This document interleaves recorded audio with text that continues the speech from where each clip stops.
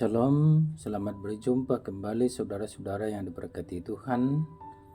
Melandasi segala aktivitas kita pada pagi hari ini, mari sejenak kita mendengarkan firman Tuhan dari Sarota, santapan rohani kita dari Jemaat Silo Campagaya pada edisi Selasa 11 Februari 2025. Sebelum kita mendengarkan firman Tuhan, mari kita berdoa.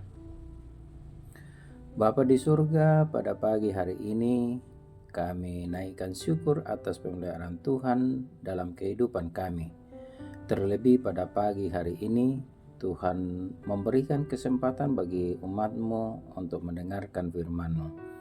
Berkati kami Tuhan dalam mendengarkan firman-Mu. Amin. Saudara-saudara yang diberkati Tuhan, bacaan kita pada pagi hari ini dari pertama Samuel pasal 9 ayat 15 sampai dengan pasal 10 ayat 1. Firman Tuhan demikian. Tetapi Tuhan telah menyatakan kepada Samuel sehari sebelum kedatangan Saul, demikian, besok kira-kira pada waktu ini aku akan menyuruh kepadamu seorang laki-laki dari tanah Benyamin.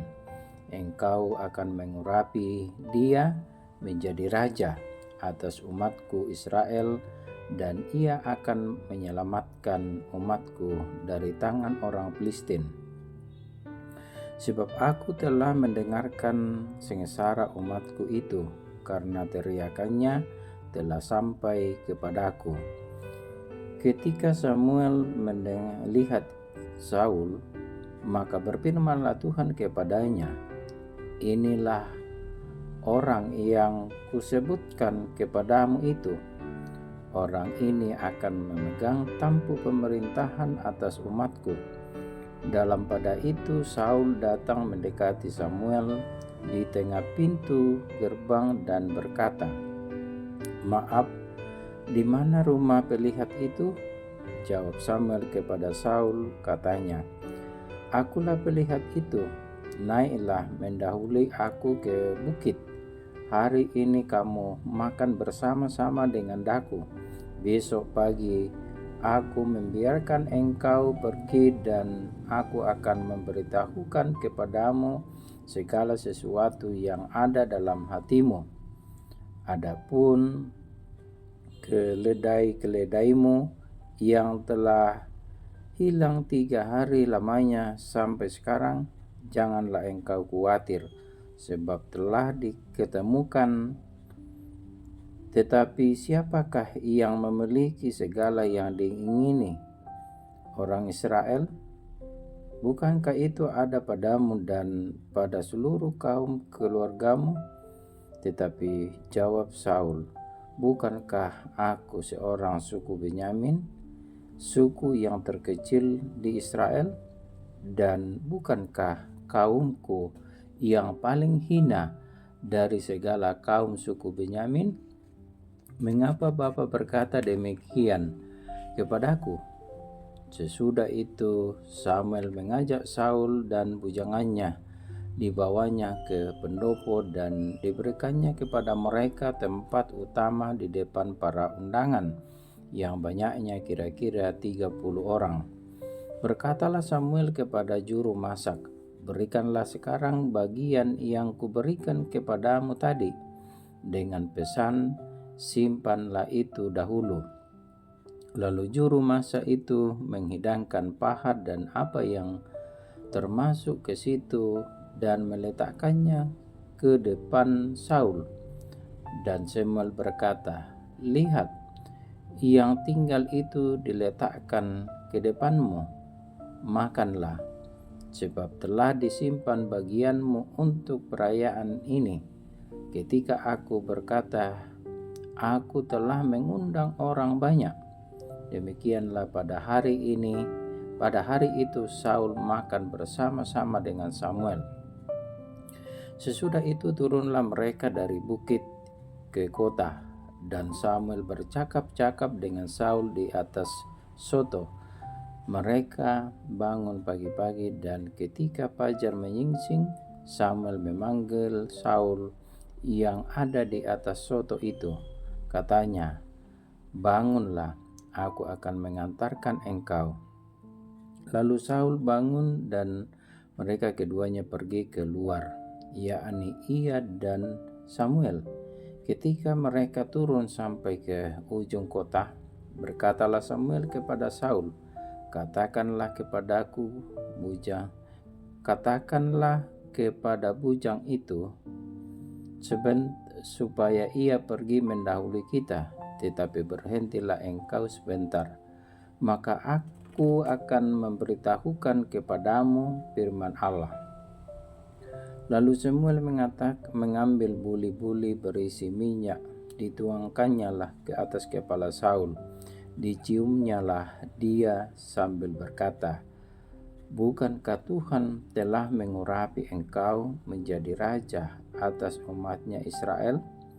Engkau akan memegang tampuk pemerintahan atas umat Tuhan, dan engkau akan menyelamatkannya dari tangan musuh-musuh di sekitarnya.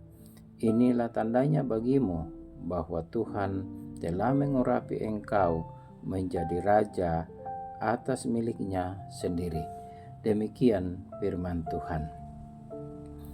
Saudara-saudara yang diberkati Tuhan, tema kita dalam bacaan kita pada pagi hari ini adalah orang yang dipilih Tuhan. Orang yang dipilih Tuhan. Sebelum bangsa Israel dipimpin oleh Raja Saul, maka yang terjadi Raja Israel adalah Allah.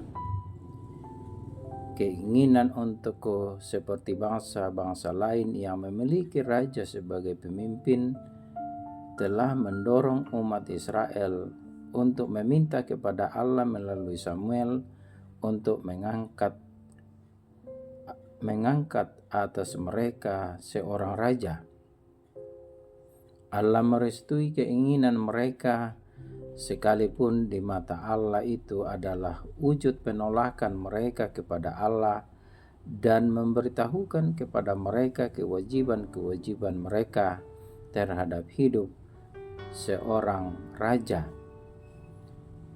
Allah menunjukkan kepada Samuel sosok yang dapat menjadi raja atas Israel, yakni Saul dari suku Benyamin. Dan Allah sendirilah yang memberi petunjuk kepada Samuel sehingga tiba pada titik di mana ia mengurapi Saul menjadi raja Israel.